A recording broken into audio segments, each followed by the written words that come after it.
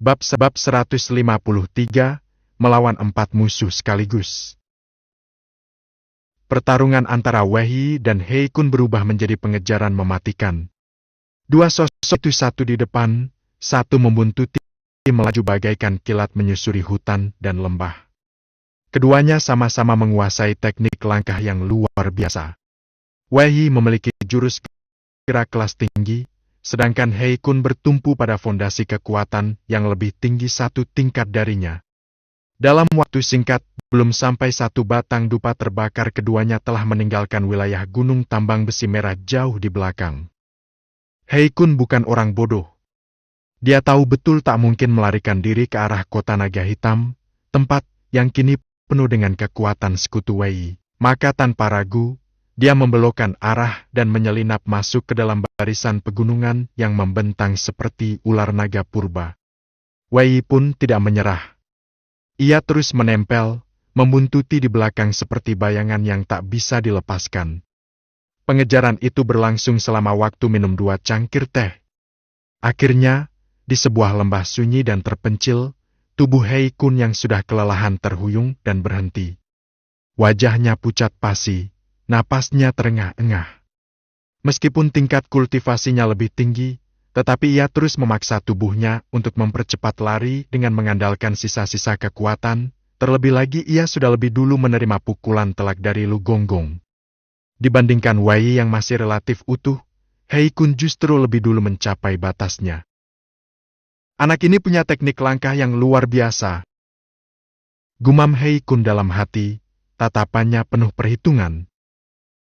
Kalau saja aku bisa mendapatkan teknik itu, Hei MPH, langkahku akan tak tertandingi di dunia ini. Tapi sebelum pikirannya selesai membentuk rencana, Wei telah tiba seperti angin badai. Tanpa sepatah kata pun, pedangnya langsung menebas turun dari udara. Selitit! Cahaya pedang yang menyala seperti kilatan petir memanjang sampai beberapa jang puluhan kaki, datang bagaikan amukan dewa petir. Kau! Hei Kun kaget bukan main. Ia sama sekali tak menyangka Wei akan menyerang langsung tanpa basa-basi. Apalagi saat ini energi dalam tubuhnya sudah terkuras habis. Terpaksa, ia hanya bisa mengaktifkan api hitam setan, elemen langka yang sudah bertahun-tahun ia jinakan dan latih. Seketika itu juga, dia mengayunkan tangan kanannya dan membentuk sebuah perisai api hitam yang menyala ganas seperti roh iblis dari neraka. Boom! Cahaya pedang Wei menabrak langsung perisai api itu. Namun, seolah menabrak kolam lumpur, serangan itu menghilang tanpa bekas. Hei Kun sempat terperangah kemudian tertawa puas. Hahaha! Hanya segitu kemampuanmu? Dengan kekuatan macam ini kau ingin membunuhku? Tapi, belum sempat dia menyelesaikan ejekannya, matanya membelalak ngeri. Karena satu lagi pedang api, jauh lebih besar dan menyala menyilaukan, telah muncul di depan matanya. Serangan kedua ini bukan hanya berisi energi bela diri biasa, Wei juga telah menyuntikkan kekuatan dari api merah kristal ke dalamnya. Perisai api hitam Hei Kun langsung retak keras, suara pecahannya menggema seperti batu raksasa runtuh. Boom! Perisai itu hancur lebur. Wajah Hei Kun seketika berubah pucat. Ia terhuyung dan segera melompat mundur sejauh mungkin. Tunggu dulu! Teriaknya, menelan ludah. Tangannya terus bergerak mundur, mencoba menjaga jarak aman dari Wei. Tunggu nenek moyangmu! Bentak Wei, sorot matanya penuh kebencian dan amarah yang membara. Tanpa menunggu jawaban, tubuhnya kembali menyerbu ke depan seperti pedang yang melesat dari sarungnya. Kau telah mempermainkan kami semua! Menipu Gonggong, mencuri kitab warisan, dan ingin kabur begitu saja. Aku tak akan membiarkanmu lolos hidup-hidup. Lebih baik langsung kubunuh sekarang juga. Cahaya pedangnya kembali melesat ke depan. Hei Kun mengumpulkan sisa-sisa energi di dantian, memaksakan diri untuk bertahan. Tidak perlu saling bunuh, katanya sambil mundur. Kita bisa berbicara baik-baik. Kitab ini bukan hanya cocok untukku, kau juga bisa menggunakannya. Kita bisa bekerja sama, mempelajarinya bersama. Sama-sama punya api asing, kenapa harus bertarung? Lagi pula, kau tidak penasaran kenapa Ouyang Lanshan belum juga menyusulmu? Dan kenapa teman-temanmu yang lain juga tak ada yang muncul sampai sekarang? Hei Kun terus meracuni pikirannya dengan kata-kata manis. Dan memang, sebagian dari ucapannya membuat hati Wei sedikit terguncang. Kenapa Ouyang Lanshan belum menyusulnya? Bukankah seharusnya mereka sudah keluar dari gua? Bahkan jika Lu Gonggong menahan dua wanita dari Serikat Bunga 100, minimal Hu Jintao dan Wu Dasong seharusnya sudah muncul, bukan? Tiba-tiba, awan kelam muncul di benaknya. Ada yang tak beres. Dan saat perasaannya baru mulai gelisah. Boom! Boom! Boom! Boom! Suara ledakan mengerikan mengguncang udara, seperti puluhan guntur bergemuruh di pegunungan. Tanah bergetar. Udara berdesir. Wajah Wei langsung menegang. Apakah 4 kekuatan misterius baru akan muncul? Ataukah Hei Kun sudah menyiapkan jebakan yang lebih besar? Wei harus membuat keputusan cepat karena sebuah konspirasi jauh lebih besar mungkin tengah menjeratnya. Serangkaian ledakan dahsyat tiba-tiba meletus di puncak gunung yang jauh di kejauhan. Langit seolah bergetar, dan dalam sekejap, puluhan bayangan manusia muncul di udara, berdiri melayang di tengah angin dan kabut. Tubuh mereka memancarkan aura kuat dan menakutkan. Wei menyipitkan mata.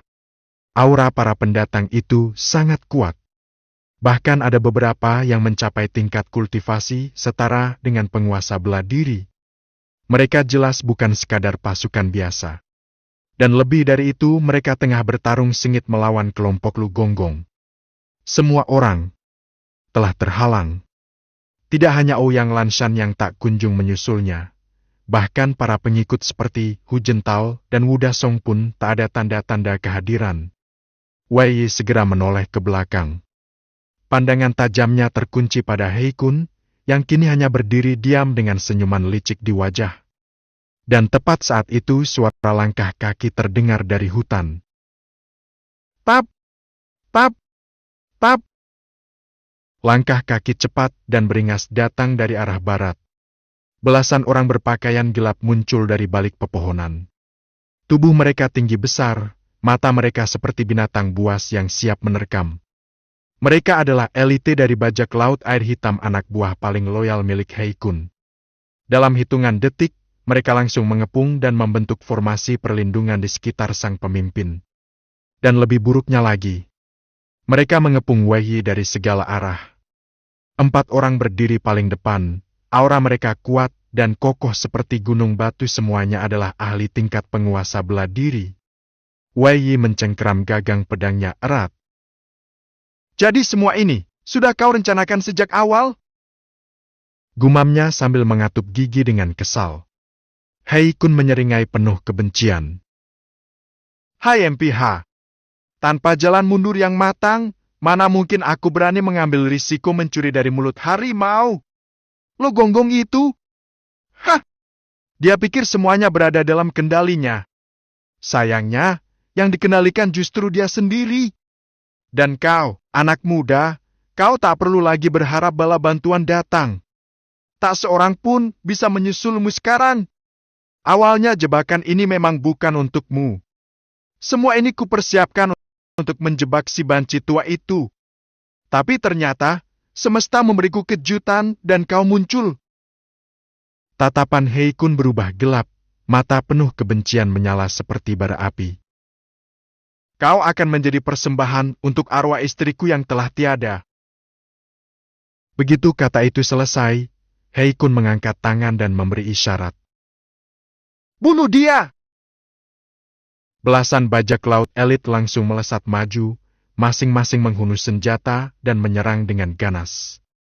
4 orang terdepan, para penguasa bela diri, bahkan langsung melepaskan kekuatan jiwa bela diri mereka, membuat udara seketika menjadi tegang dan berat. Wei langsung mundur beberapa langkah.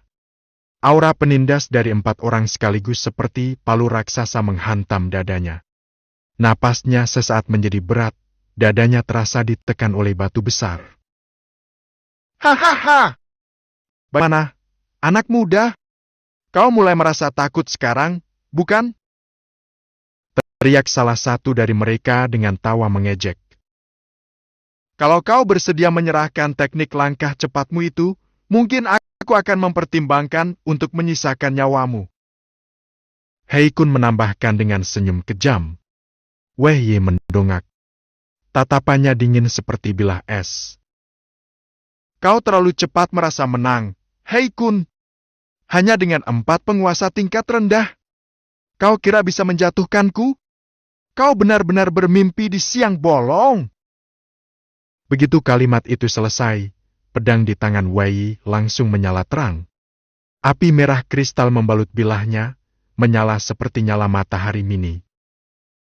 Sret! Pedangnya menebas deras ke depan.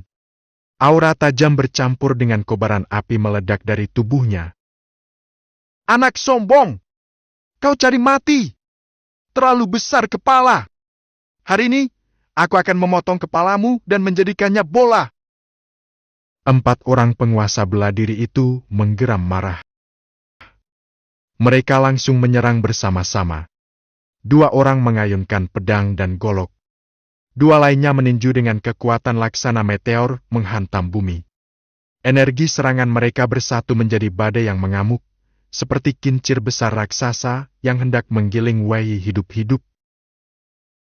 Langit suram, tanah berguncang, dan Wei Yi, dikelilingi dari segala arah, hanya bisa menyeringai pelan.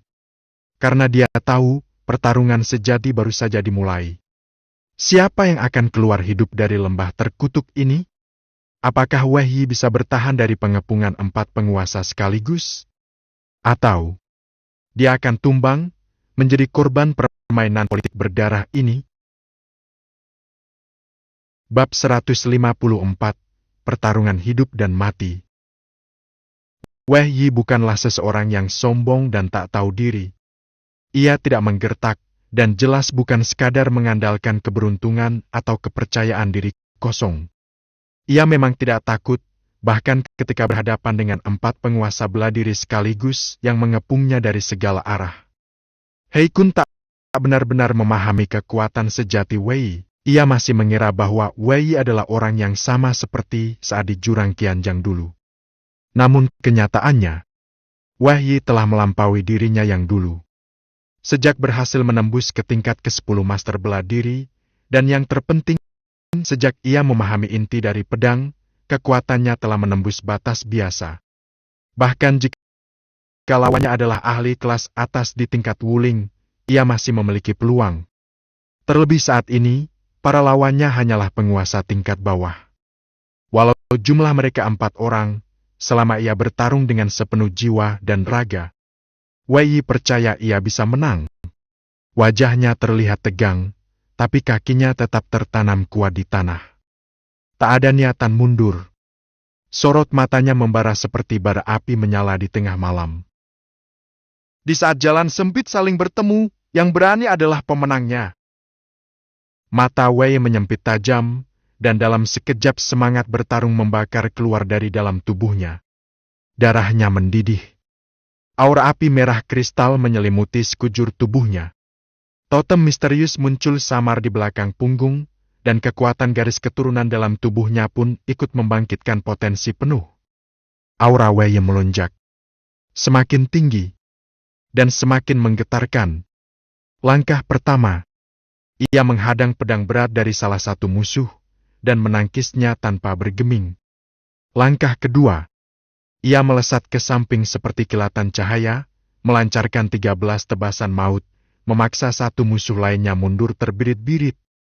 Langkah ketiga, sayangnya, satu serangan tinju lolos dari pertahanan. Tinju keras menghantam langsung ke dadanya. Wei Yi terpental, mulutnya menyembur darah, wajahnya seketika menjadi pucat. Namun di saat yang sama, seret! Pedang di tangannya membara, inti pedang dilepaskan. Satu tebasan turun penuh dengan semua kekuatan dawa yang ia miliki. Salah satu dari 4 lawan itu tertawa puas. Ia mengira Weki telah lemah. Tidak menyadari bahwa serangan itu adalah teknik bunuh diri untuk menukarkan nyawa. Terlambat menyadari bahaya, tubuhnya langsung terbelah dua, terpotong dari bahu hingga ke pinggul. Darah menyembur tinggi ke udara. Suasana seketika berubah mencekam. Ketiga penguasa lainnya terdiam sesaat.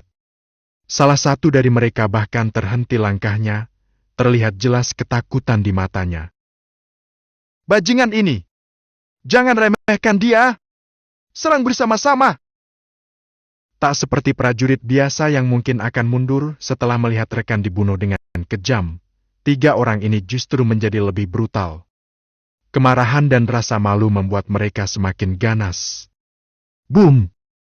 Salah satu dari mereka meraung, tubuhnya membesar seperti raksasa, kekuatannya melonjak ganda, dan satu tebasan turun dengan kekuatan seperti badai gunung menerjang lembah. Yang lain memekik pelan, lalu menyuntikkan semua ki dalam dantiannya ke pedangnya. Kilatan ungu menyala terang dari senjatanya, menciptakan sambaran petir menyilaukan yang mengisi udara. Tebasan yang dilepaskan seperti halilintar dari langit, tajam dan tak bisa ditahan. Sementara yang ketiga, meloncat setinggi 3 meter, lalu menghantamkan kedua tinjunya dari atas, seperti gunung yang jatuh dari langit. Wahyi tak punya waktu untuk mundur. Aura mereka telah menindihnya dari segala penjuru. Jika ia memilih mundur, maka itu berarti membelakangi musuh dan itu artinya kematian. "Kalau begitu, aku akan hadapi semuanya dari depan." Wei mengertakkan gigi. Ia mengangkat pedangnya tidak menggunakan teknik rumit, tidak memakai gerakan indah. Satu tebasan lurus, namun penuh dengan semangat dan kekuatan terkuat miliknya. Api merah kristal menyatu dalam bilah pedang. Inti pedang murni ikut menyatu, membuat pedang tersebut berubah menjadi tebasan yang tak bisa dibendung oleh apapun. WHUMMM. Pedang api melesat seperti naga api sepanjang belasan meter, menghanguskan udara di sekitarnya. Cerak! Satu musuh dengan pedang petir mencoba menahannya. Kilatan petirnya langsung dihancurkan. Bahkan pedangnya sendiri retak berkeping-keping. Ia terhuyung ke belakang, darah menyembur dari mulut, tubuhnya terpental seperti boneka putus tali. Satu lagi langsung melompat maju, tinjunya menabrak langsung pedang api itu. Dewa RR! Tinjunya terbakar merah, dagingnya robek dan berdarah. Tapi dampaknya tetap besar. Wei pun terpental, mukanya semakin pucat, napasnya mulai tersengal. "Kau sudah cukup hebat, bisa menahan kami bertiga sejauh ini." Satu orang terakhir tersenyum dingin, lalu melesat maju. Tapi bukan untuk mengampuni, melainkan menebas tanpa ampun. Pedangnya meluncur turun, membawa angin tajam dan suara gemuruh. "Wei, mati kau hari ini!" Wei menggertakkan giginya. Meski darah menetes dari bibir, matanya tetap tajam dan tak bergeming. Ia melompat ke depan, bukan mundur. Pedang dan pedang beradu. Tubuh Wei terpental, napasnya tercekat. Kekuatan mereka jauh lebih besar. Namun saat mata mereka saling bertemu, Wei bisa melihatnya jelas tatapan penuh niat membunuh. Tak ada keraguan. Tak ada belas kasihan. Mata lawannya itu seolah berkata, "Kau tidak akan keluar hidup-hidup dari sini." Dan di tengah tekanan itulah, tiba-tiba terdengar jeritan dalam hatinya. "Tidak, aku belum boleh mati di sini. AARRGHH." Tiba-tiba, sebuah raungan mengguncang langit gunung. Mata Wei memancarkan cahaya tajam yang luar biasa. Di kedalaman pupilnya, sebuah nyala api mengerikan menyala terang, seolah 2 bilah pedang tak kasat mata tengah mengiris udara dari balik tatapan. Totem misterius yang menggantung di belakang tubuhnya, kini perlahan menyatu ke dalam tubuhnya. Seketika, kekuatan garis keturunannya darah emas meledak, melebihi batas normal, mendorong energi dalam dirinya menuju puncaknya. Aura Wei Yi pun meledak seperti gunung berapi. Udara di sekitarnya ikut bergetar hebat, debu dan batu kecil melayang seolah tak berani menyentuh sosoknya.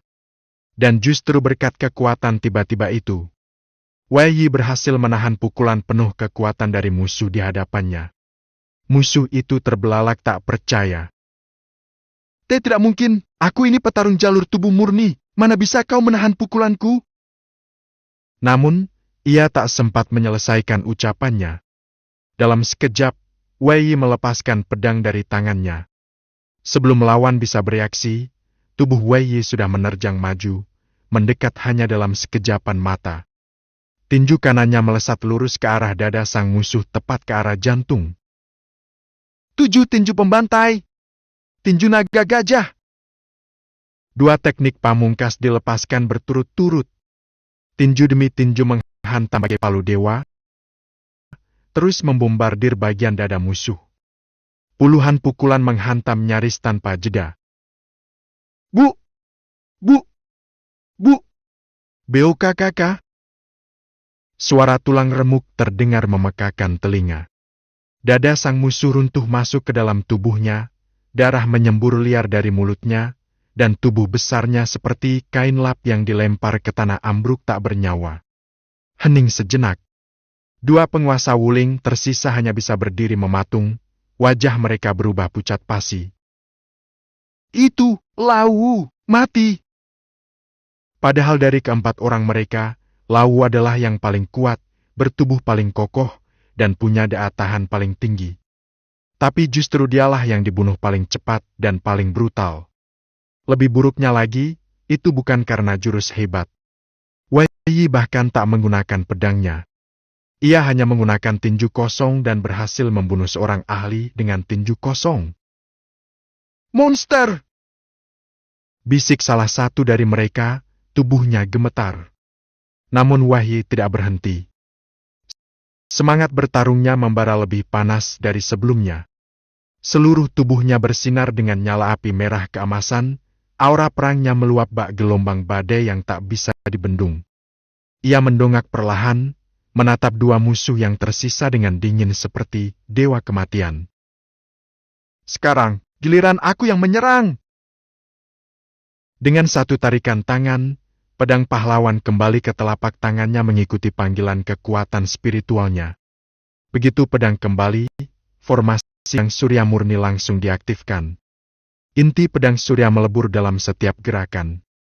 Dalam sekejap, ratusan pedang cahaya terbentuk, tajam dan menyilaukan seperti cahaya matahari di tengah hari, menebas ke segala arah.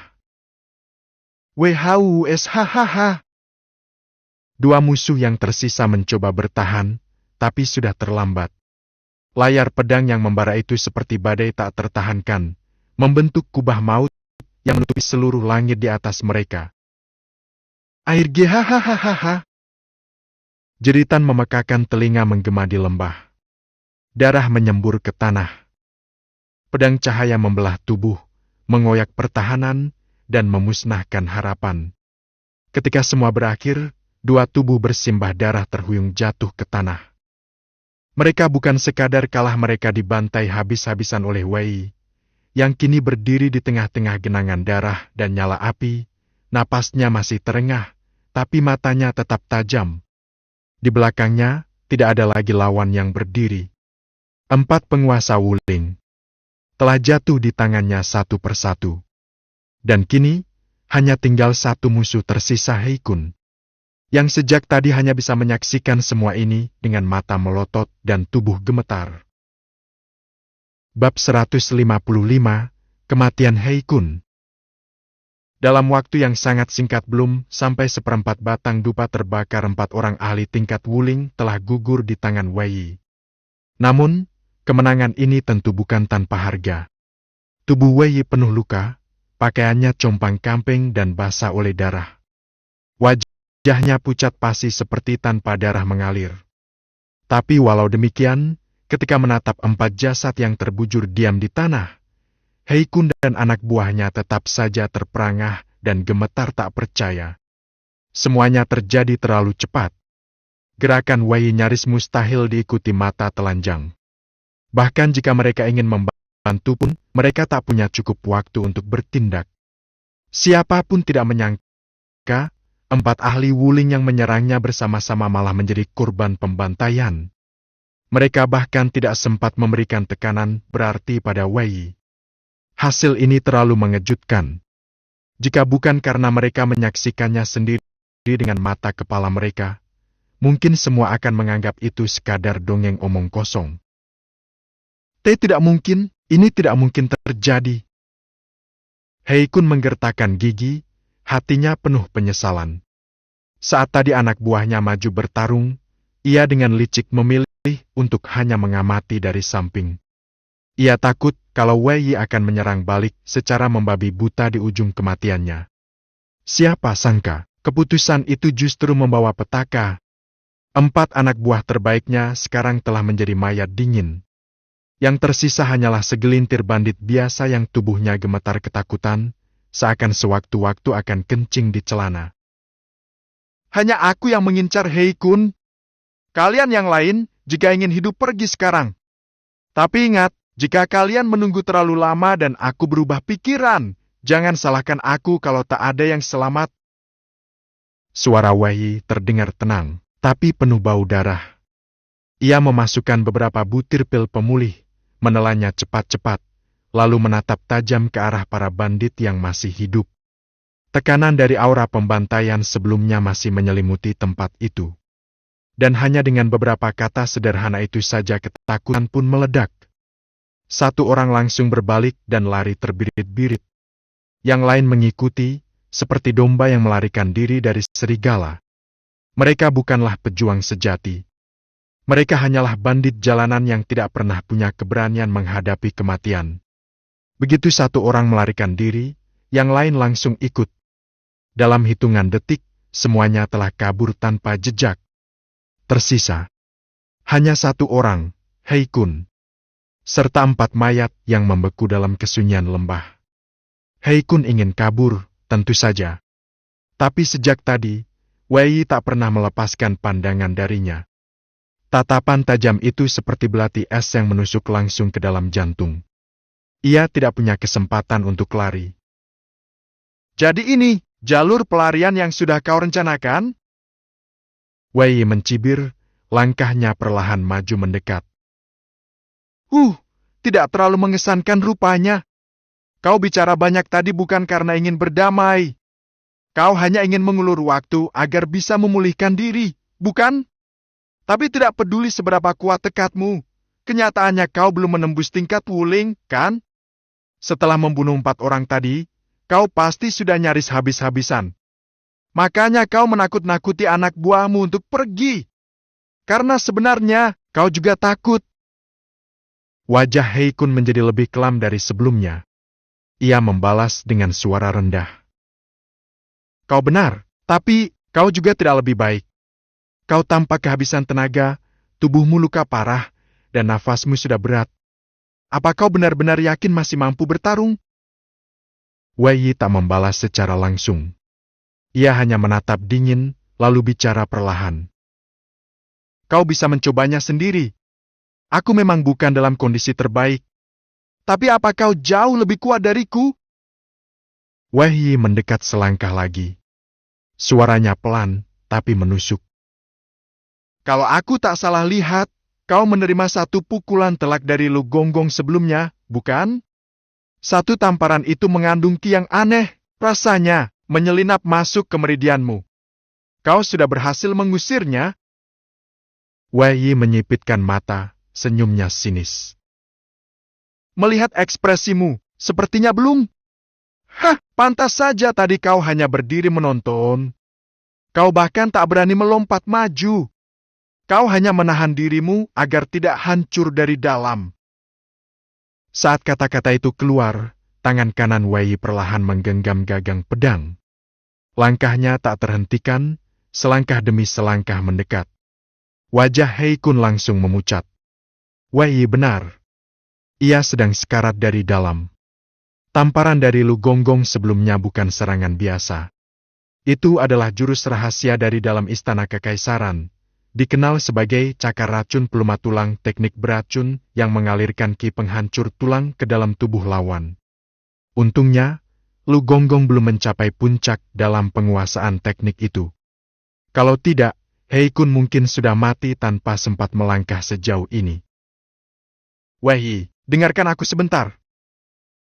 Hei Kun mulai bicara lagi, suaranya terdengar lebih lemah, lebih mendesak. Kita berdua dalam keadaan sama buruknya. Jadi kenapa tidak kita hentikan semua ini dan berdamai? Kalau kau tak mau berdamai permanen, kita bisa berdamai sementara. Kita masing-masing mundur dan hidup untuk bertarung lain kali. Tak perlu membiarkan dendam menguasai kita, masih ada waktu untuk berubah. Namun dari nada bicaranya, jelas bahwa ini hanyalah akal-akalan. Ia hanya ingin hidup hari ini, lalu mungkin menyewa pembunuh untuk membalas dendam di masa depan. Wei menatapnya dengan sorot tajam. Berdamai? Denganmu? Alisnya terangkat sedikit, senyuman mengejek muncul di wajahnya. Dan dari sorot matanya, jelas tidak akan ada pengampunan. Tapi, bagaimana kalau yang kuinginkan sekarang hanyalah membunuhmu? Suara Wei terdengar tenang, bahkan sedikit datar, seperti sedang membicarakan hal sepele. Namun, setiap katanya menusuk seperti bilah es ke dalam dada Hei Kun. Raut wajah Hei Kun seketika menggelap. Wajahnya yang tadinya masih mencoba bertahan tenang, kini berubah masam dan penuh amarah. Kalau begitu, sebaiknya kau mati saja sekarang. Belum sempat Hei Kun membalas ucapan itu, Wei tiba-tiba melesat ke depan, secepat kilat. Tangannya menggenggam erat pedang panjangnya, lalu menebas dengan kecepatan yang bahkan tak sempat dilihat oleh mata biasa. Sebuah aura pedang yang mengerikan langsung meledak dari tubuhnya. Ratusan, ribuan bayangan pedang kelabu pekat, bertebaran liar di udara, seperti badai logam yang menyapu gunung. Gelombang serangan itu langsung menelan sosok Hei Kun dari segala arah. Brengsek! Bocah ini memaksaku! Hei Kun memekik marah. Ia segera mengangkat kedua tinjunya, melepaskan pukulan-pukulan bertubi-tubi yang memicu gelombang ki dahsyat untuk menahan badai pedang yang datang menerjang. Namun, aku bukan hanya memaksamu, aku datang untuk mengambil nyawamu. Suara Wei terdengar dingin dan tajam seperti pedang itu sendiri. Setiap ayunan pedangnya melepaskan gelombang demi gelombang pedang ki yang mematikan, membanjiri medan tempur tanpa henti. Seperti longsoran batu dari gunung, serangan itu menekan Hei Kun hingga tak mampu bernapas. Kalau begitu, kita habisi saja di sini. Wajah Hei Kun kini merah padam, mata melotot seperti orang gila. Darahnya mendidih. Ia akhirnya memutuskan untuk bertarung habis-habisan. Ia memang licik, tapi ia juga orang nekat. Begitu dipaksa sampai batasnya, gila perangnya muncul. Namun di tengah badai pedang yang menggila itu, tiba-tiba muncul satu kilatan cahaya tajam. Sebuah cahaya pedang putih keperakan sangat tipis, sangat cepat, sangat mematikan menyelinap keluar dari badai, seperti ular berbisa yang melesat langsung ke jantung. Itulah jurus ke-14 dari 12 pedang pencabut nyawa. Sebuah jurus mematikan yang hanya muncul ketika Wei memutuskan untuk benar-benar membunuh jurus terakhir yang belum pernah dilihat siapapun. Ketika cahaya itu muncul, Hei Kun langsung diselimuti rasa takut mendalam. Keringat dingin membanjiri wajahnya. Matanya membelalak. Langkah kakinya tanpa sadar mundur. Mulutnya mulai memohon, panik dan putus asa. Tidak, tunggu, kita bisa bicara, kita bisa. SRET? Satu tebasan. Tajam. Cepat. Akurat. Pedang itu menembus tenggorokannya. Suara Hei Kun terpotong. Tubuhnya menegang, kedua matanya membelalak lebar. Ia tak percaya dengan apa yang baru saja terjadi. Tubuh Wei entah sejak kapan sudah berada tepat di depannya. Mata Hei Kun dipenuhi keterkejutan dan kebencian, tetapi ia tak sempat mengatakan apapun lagi. Tubuhnya pelan-pelan tumbang ke belakang. Darah segar memercik. Wajahnya menegang, matanya tetap terbuka, mati dalam keadaan tidak rela. Deng! Pemain Wei telah membunuh ketua perampok Hei Kun. Deng! Misi progres pemain Wei 1. Total, 6 dari ke-20. Suara sistem menggema dalam kesadarannya. Wei akhirnya menghela napas panjang. Tubuhnya gemetar. Dan tanpa bisa ditahan lagi, lututnya ambruk ke tanah. Tenaganya habis. Hei Kun memang tidak salah. Wei memang benar-benar telah sampai di ujung batas kekuatannya. Luka-luka yang dideritanya, ditambah tekanan spiritual dan konsumsi energi ki yang berlebihan semuanya nyaris menguras hidupnya. Kalau barusan jurus terakhir itu gagal membunuh Hei Kun, maka kemungkinan besar yang akan mati adalah dirinya sendiri. Namun, ia berhasil. Ia menang. Dan meskipun tubuhnya nyaris roboh, Wei tersenyum. Untung saja, keberuntungan masih berpihak padaku hari ini. Ia berbisik lirih, dan matanya perlahan tertutup, menikmati rasa lega di ujung-ujung hidup dan mati. Bab 156, Api Jahat Air Hitam.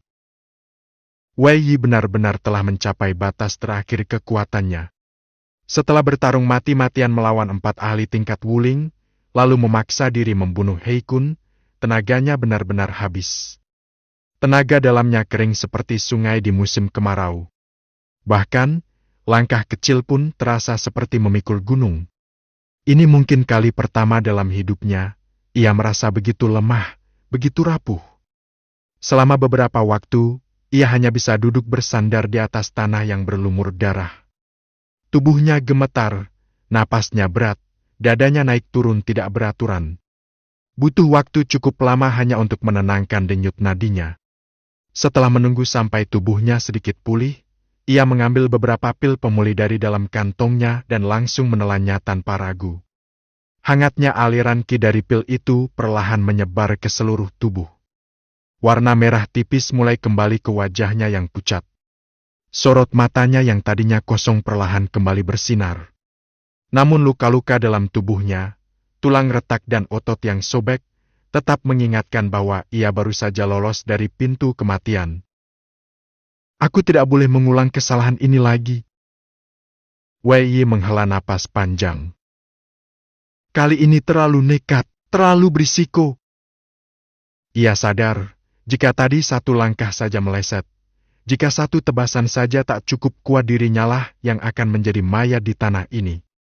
Tewas di tengah hutan tak dikenal, dimangsa serangga dan binatang buas sebuah kematian yang terlalu murah bagi seorang pejuang. Namun, di balik keberanian nekat itu, ia juga mencetak prestasi yang luar biasa. 5 orang ahli Wuling berhasil ia habisi seorang diri. Salah satunya bahkan adalah Hei Kun, seorang tokoh terkenal yang berada di puncak Wuling. Walaupun Hei Kun sedang terluka, tetap saja ia bukan lawan yang mudah. Namun Wei, dengan kekuatan Daoshi tingkat 10, berhasil mengatasinya. Kalau berita ini tersebar, nama Wei pasti akan mengguncang dunia persilatan.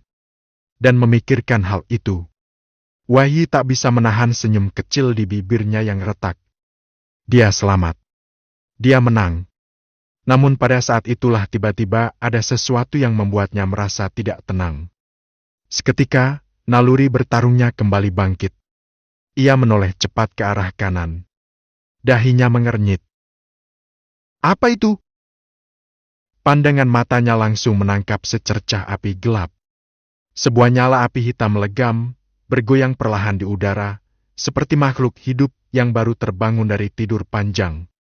Matanya membelalak. Itu, api langka! Seketika, sorot mata Wei berubah menjadi cahaya penuh antusiasme. Ia segera mengenali apa yang tengah ia lihat. Itu adalah api jahat air hitam api legendaris yang dulu dikuasai oleh Hei Kun.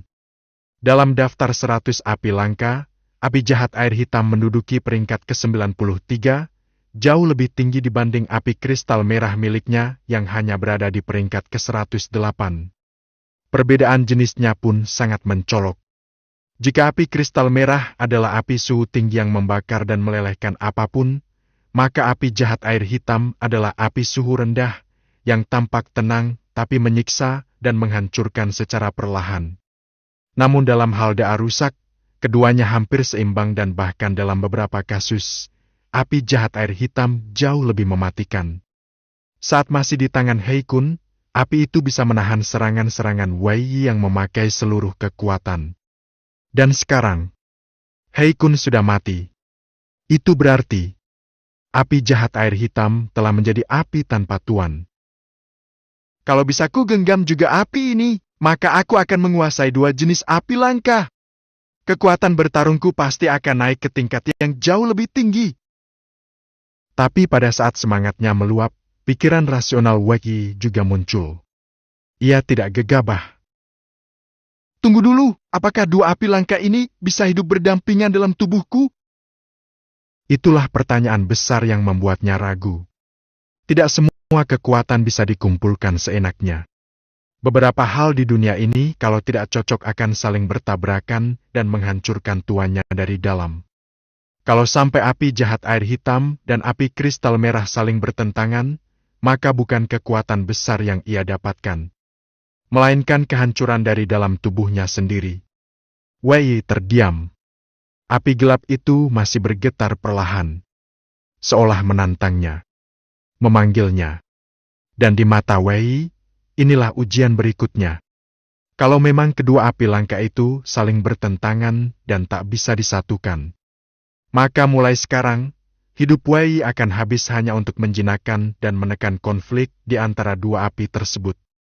Bukan lagi untuk berlatih atau bertarung, tapi untuk bertahan hidup dari kekuatan yang ia miliki sendiri. Sungguh ironi yang menyakitkan. Tiba-tiba, Deng! Pemain Wei Yi menemukan api langka api jahat air hitam. Deng! Pemain Wei Yi membutuhkan 100.000 poin pengalaman untuk memulai proses penyatuan dan penyempurnaan api jahat air hitam. Apakah Anda ingin melanjutkan? Suara notifikasi sistem yang akrab langsung bergema di dalam benaknya, membuat Wei Yi tertegun. Kejutan bercampur kebahagiaan menyergap dadanya. Yang membuatnya terkejut adalah, sebelumnya, saat menyatu dengan api kristal merah, ia hanya butuh 10.000 poin pengalaman. Tapi kali ini, sistem langsung meminta 100.000 poin. 10 kali lipat. Wei Yi sejenak membayangkan dengan wajah ngeri. Kalau nanti ada api langka ketiga, jangan-jangan butuh 1.000.000 poin. Dan yang keempat, 10 juta. Mengerikan kalau dipikir-pikir dalam-dalam. Namun, yang membuatnya senang adalah sistem ini bisa mengendalikan dan memediasi konflik antar api. Kalau sistem berani membuka opsi penyatuan, berarti api jahat air hitam dan api kristal merah bisa disatukan dengan aman. Bahkan jika aslinya dua api itu tidak cocok, sistem akan menstabilkannya. Wei Yi pun segera tenang. Selama ini, ia memang mempercayai sistem yang membimbingnya dalam petualangan ini. Satu-satunya yang ia sayangkan. Aduh, semua pengalaman yang susah payah kukumpulkan, habis lagi. Ia mengeluarkan kristal pengalaman dari dalam cincin penyimpanannya. Totalnya hanya tersisa sedikit lebih dari 100.000 poin. Kalau tadi dia tidak membunuh 5 orang ahli Wuling sekaligus, tidak mungkin ia punya simpanan sebanyak ini. Kalau tidak cukup, dia mungkin harus turun tingkat, dan itu bisa sangat merugikan. Namun, ya! Wei Yi akhirnya menekan tombol konfirmasi dalam benaknya. Dia memilih untuk memulai penyatuan api jahat air hitam. Meski mahal, 100.000 poin pengalaman tak sebanding dengan nilai dari api langka sekelas ini. Deng! Pemain Wei Yi telah membayar 100.000 poin pengalaman. Proses penyatuan api jahat air hitam dimulai. Hitung mundur dimulai. 100, 99, 98, 97. Waktu terus berjalan. Wei Yi berdiri tepat di depan api jahat air hitam, mengangkat tangan kanannya pelan. Ia tak bergerak, bahkan napasnya terasa tenang. Api misterius itu pun seakan merespons. Terbang perlahan, mendekat, seperti makhluk hidup yang penasaran pada manusia. Api gelap itu bergetar. Kilauannya seperti kabut malam yang merayap di atas sungai beku. Dan, wush! Api itu menyentuh tangan Wahyi. Seketika, telapak tangannya diselimuti oleh nyala api dingin seperti tenggelam dalam air es musim salju. Rasa dingin itu tak hanya menyentuh kulit, tapi menembus tulang dan sumsum. Namun, api kristal merah yang sudah tertanam dalam tubuhnya justru menyala sendiri. Seperti sahabat yang tahu tuannya sedang terluka. Hangatnya menyebar dari lengan hingga ke seluruh tubuh. Mengimbangi dan menetralkan hawa beku dari api jahat air hitam. Dua api, dua energi berbeda. Saling menolak. Lalu saling menyatu. Dalam kekacauan yang nyaris membuat tubuh Wei runtuh. Tiba-tiba, semuanya menjadi tenang. Deng! Pemain Wei berhasil menyatu dengan api langka api jahat air hitam. Sistem kembali mengumumkan keberhasilan. Wei tersenyum. Sudut bibirnya terangkat, matanya penuh kepuasan. Berhasil! Ia mengepalkan tangan, lalu mengayunkannya ke udara. Api jahat air hitam langsung merespons. Bersinar hitam pekat. Lalu menyatu ke dalam telapak tangannya. Lenyap dari permukaan. Tapi tersimpan dalam tubuhnya. Ledakan energi pun terjadi. Misterius, murni, dan sangat kuat. Bahkan, efeknya melebihi semua obat pemulih tingkat tinggi yang pernah ia konsumsi. Dalam sekejap mata seluruh luka Wei lenyap. Tubuhnya kembali ke kondisi terbaiknya. Lebih baik bahkan daripada sebelum bertarung. Ia menggenggam dan melepaskan tinju. Sendi-sendi di tubuhnya meletup pelan seperti meriam kecil. Krak! Krak! Krak! Pulih total. Tak salah memang, kekuatan api ini luar biasa. Wei menghela napas penuh lega, lalu perlahan mengangkat kedua tangannya. Wush! Dua nyala api meletup di telapak tangan kirinya dan kanannya. Satu merah menyala dan panas seperti magma api kristal merah. Satunya lagi gelap kelam dan dingin menusuk tulang api jahat air hitam. Dua api yang sangat bertolak belakang. Kini berada dalam kendalinya. Dan secara perlahan, Wahyi mulai menggerakkan kedua tangannya.